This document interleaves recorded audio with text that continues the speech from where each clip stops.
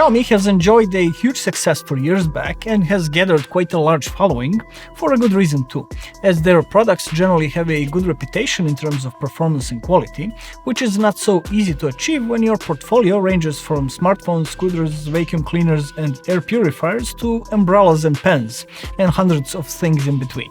I have had a chance to try out many of their devices, some of which are a bit outside of the scope of this channel, but as far as our reviews go, we've mainly tested their smartphones, along with a couple of projectors, a TV and some smart bands. This time we got to try out a device that we have not seen before from this brand, and see what Xiaomi has to offer in a new domain. It is a computer monitor, and not just any kind, but a gaming model with an ultra-wide aspect ratio and a curved screen. Like I said, we've seen pretty much everything from this brand, but still gaming is probably the last thing we think of when someone mentions Xiaomi, so their Mi Curved Gaming Monitor 34 inches was a good opportunity to see the brand from a different angle and check out how they envision gaming products. And after we got this thing out of its box, we can say that they definitely envision it differently than others. Xiaomi Curved Monitor, in all its simplicity, impresses with its looks and design, which can be best described as classy, even though the monitor is almost completely made out of black plastic. What makes a difference in this case is the fact that the plastic is matte and almost smooth, with a superfine texture, so the way it reflects the light makes it look more like an anodized aluminum than the common rough plastic that the most monitors are made out of. Also, the device has very elegant lines and everything follows the curved theme: edges of the stand and the panel, the stand itself, and the back of the monitor, which is also very clean looking. The only elements on the back that break the simplicity are the panel mount, which also follows the same design language, and the logo, which has a polished black look. For my personal taste, I love this design, an easy 10 if I was to rate it. If this monitor was made out of metal, it would look like $1 million, but perhaps it is an even bigger achievement that they've managed to get close by using only plastic. Also, it is well made, so we have no complaints in terms of firmness or fit and finish. There are a few extra details that we liked, for instance a magnetically attached stand cover, which hides the cables, and another, also magnetic, which covers the connector section. Speaking of connectors, you get two DisplayPort 1.4 inputs, two HDMI 2.0 ports and a headphone jack, so plenty of video inputs, more than usual, but no USB or KVM capabilities, which are a trend these days, and we see them on many models. Those would actually make a lot of sense on such a wide format display, but you do get an option of picture-in-picture and picture-by-picture display, so you won't really be missing out. The only thing that at first glance seemed like a wrong design choice is that instead of the mini joystick, the menu is controlled by 4 keys. However, the menu is well designed and gives you a clear indication on the position and function of the keys along the edge of the screen, so we have no dilemma on how to navigate, and it turned out to be a much more intuitive solution than expected. In terms of ergonomics, the stand allows you to swivel the panel left and right by 45 degrees, tilt it up or down in a usual -5 to 20 degree angle, and set the height with an 11 cm travel. Pivoting the panel is not supported, as usual for curved screen monitors, and those with ultra-wide aspect ratio, since it's just not practical. We'll start our impressions on using this monitor with some observations about that ultra-wide format. Even though I have owned and used 21:9 aspect ratio monitors before, I must say that after a long period of using a regular 16:9 screen on a daily basis, our return to ultra-wide has left a surprisingly positive impression. FPS games that I usually play give a more natural feel on a wider screen, allowing for some extra field of view towards the sides and even allowing you to see more of the scene or notice an opponent that you would otherwise miss on a regular monitor. Same goes for other types of games, whether it is driving sims or some other genre, and I gotta mention that since I've last used an ultra-wide monitor for a long period of time, the support in games for this type of image format has improved a lot, so you're not likely to find a title that does not offer a native 21:9 display. In this case, the screen is also curved with a 1500R radius, which is a bit more aggressive than a more common 1800R, but it fits this monitor really well and looks natural, plus it allows for a fairly even distance between your head and all the points of the screen. The curve did not look unusual to us in use, so it does not require any adjustment period. As for the screen size, 34 inches on an ultra-wide is about the equivalent of a 27-inch 16:9 screen in height, but you get about a third more in width.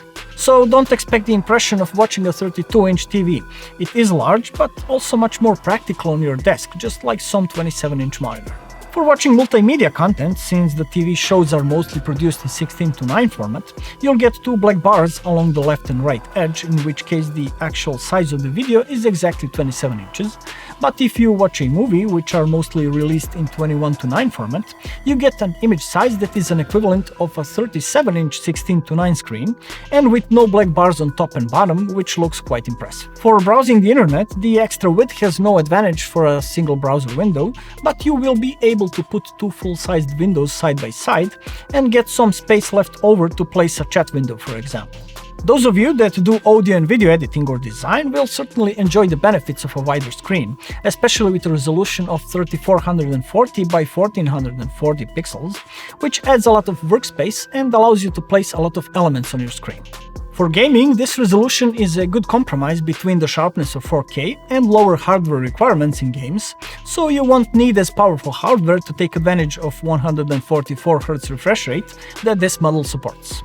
Of course, you can also use the variable refresh rate both on Nvidia and AMD graphics cards, and it works very well in both cases. As for its gaming performance, Xiaomi curved gaming monitor gives a better impression in real use than what we would expect based on our tests.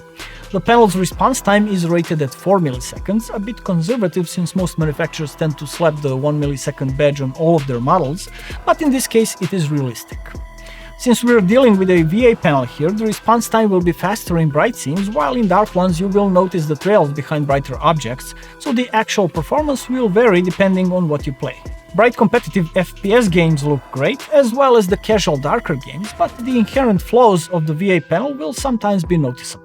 In an ideal case, the response time is actually very good and you can tweak it a bit with overdrive settings, though in our experience it is best to leave it at medium, which offers a best trade-off between the response time and image quality. The monitor also supports a motion response option, which additionally improves the response time by strobing the backlight, and actually does it well, but you can't unfortunately use it together with variable refresh rate, so you'll likely not use it often, except in some cases when you want the absolute clearest display of some fast content.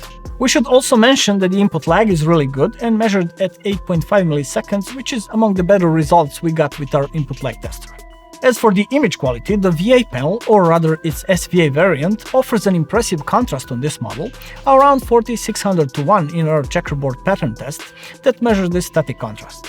Monitor also offers two options for dynamic contrast enhancement called Dynamic Luminous and DCR, and when you activate both, is able to achieve up to 41,614:1 with a black level of only 0.007 nits, of course not within a single scene, but by moving the available contrast depending on the average brightness of the scene. We tried these options while watching a movie and found that even though it works and makes brightness changes fairly quickly, it has a tendency to make some scenes too dark, so after a while we decided to turn the DCR off and leave only the dynamic luminous, which has much less impact on the image. The maximum brightness on this model is rated at 300 nits, and it got very close in our measurements with 291.3. Unlike many manufacturers, Xiaomi did not even try to add the HDR features, which do not make sense anyway on this level of brightness, so we must commend them for their fair approach towards their consumers. Just like with other specs, you get exactly what they say, or even a bit more. As for the colors, the panel has true 8 bits per color channel and is able to cover a very good 85.9% of DCI-P free gamut. Color accuracy is decent in most picture modes, but not under the limit of 3 in any of them. The best we've measured was 3.7, though with a very good grayscale balance. Brightness uniformity can often be problematic on curved panels, but in this case it is okay, although due to the curve, the light in the corners can sometimes look like an IPS glow, even though it is a VA panel. The viewing angles are surprisingly decent, although of course not ideal, but in a proper position that will not be an issue due to the curve, which practically eliminates any difference between the middle and the periphery of the screen. All in all, Xiaomi curved gaming monitor 34 inches is a very pleasant surprise. For around $500 you get a very nicely designed monitor with good enough performance to please a wide variety of users, both gamers and those looking for an ultrawide monitor for work or fun. It is a well-rounded model, and we can't say it has any big flaws in any aspect considering its price. It just works well, and with a combination of its format, high resolution and refresh rate, and the choice of panel makes for a monitor that is easy to recommend. As always, let us know how you like this monitor in the comments below. We hope you enjoyed this video enough to give us a thumbs up and maybe consider subscribing to our channel for more interesting tech content. You were watching Bench House, my name is Ivan, and I'll see you next time.